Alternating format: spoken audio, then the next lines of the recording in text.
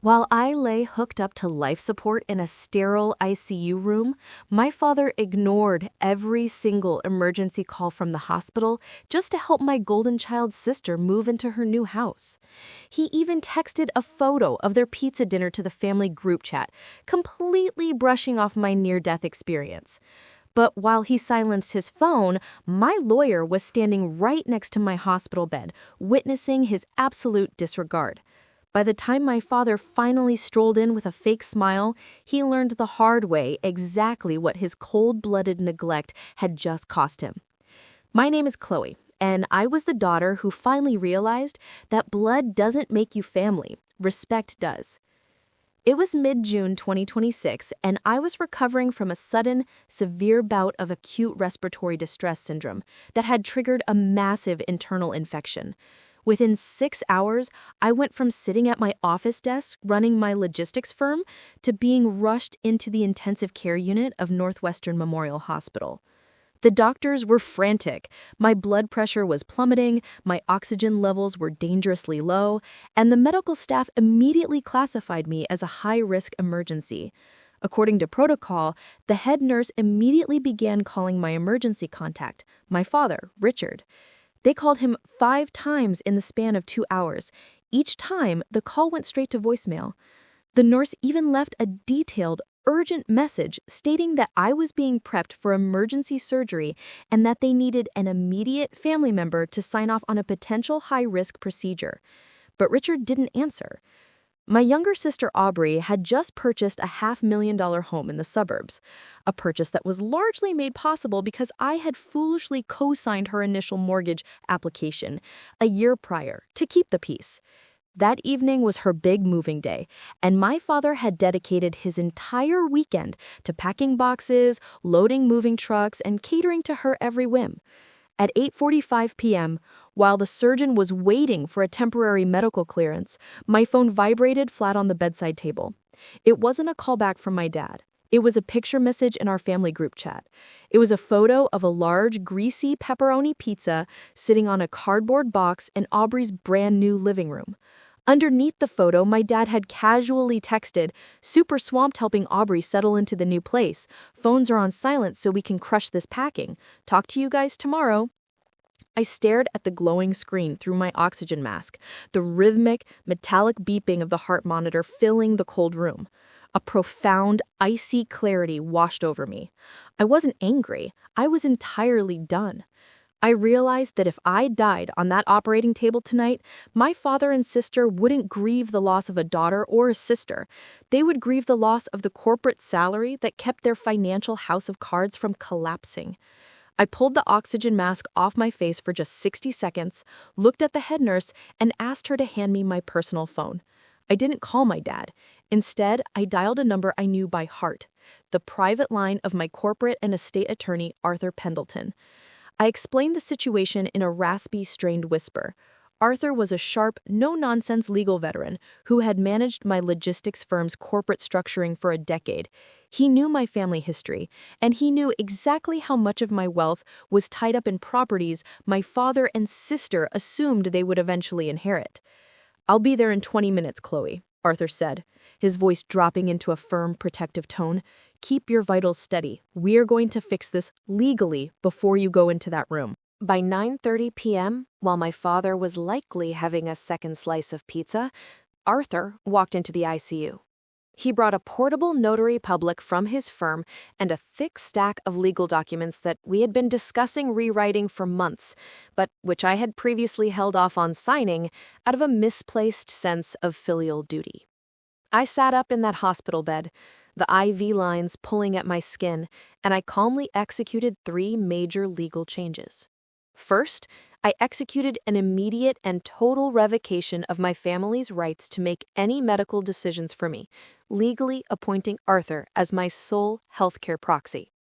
Second, I signed a comprehensive amendment to my living trust and corporate will. My father and sister had been listed to receive a combined 60% share of my logistics company and my real estate assets upon my passing. With a single stroke of a pen, I completely disinherited both of them, transferring their entire designated shares into an independent charitable foundation dedicated to supporting medical research.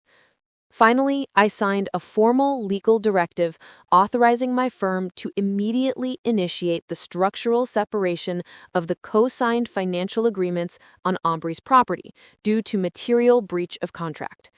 The documents were stamped, witnessed, and sealed right there under the dim fluorescent lights of the intensive care unit. The next morning, the surgery was a complete success. I woke up in the recovery ward around 11 a.m., my breathing regular, and my mind entirely at peace. At roughly 2 p.m., the heavy curtain of my recovery cubicle pulled back, and my father finally walked in. He was wearing a casual polo shirt, holding a cheap convenience store coffee, and carrying a completely fake, relaxed smile on his face. "Hey there, kiddo," Richard said, walking over to the foot of my bed as if he had just missed a casual dinner instead of a life-or-death emergency surgery. "Aubrey told me your office said you were under the weather. I saw I had a few missed calls from the hospital, but man, you wouldn't believe the traffic coming back from the suburb house. Aubrey's new place looks incredible, though. We really needed all hands on deck last night." I didn't answer him. I just leaned back against my pillows, watching him with a cold, detached expression. Before he could continue his rehearsed speech, Arthur Pendleton stepped out from behind the bedside curtain, holding a neat leather briefcase. My father's smile instantly faltered as he recognized my corporate lawyer. "Richard," Arthur said, his voice entirely devoid of warmth, "I'm glad you could finally join us. Since you were too occupied with a moving truck to answer the 5 emergency notifications regarding your daughter's critical organ failure last night, I took the liberty of finalizing Chloe's legal affairs in your absence." My dad frowned, his defensive instincts immediately kicking in. "What are you talking about? This is a private family matter. Chloe, why is your lawyer here?" "Because you are no longer legally considered family in regards to my estate, Dad," I spoke up, my voice calm, steady, and cutting through the room like a knife. Arthur reached into his briefcase and handed my father a certified copy of the signed and notarized papers. "As of 9:45 p.m. last night, you have been completely removed as Chloe's medical proxy and entirely disinherited from her will and business trusts. Furthermore, because of the financial exposure clauses in the co-signed agreement for Aubrey's residence, a formal demand for full refinancing has been filed with her lender.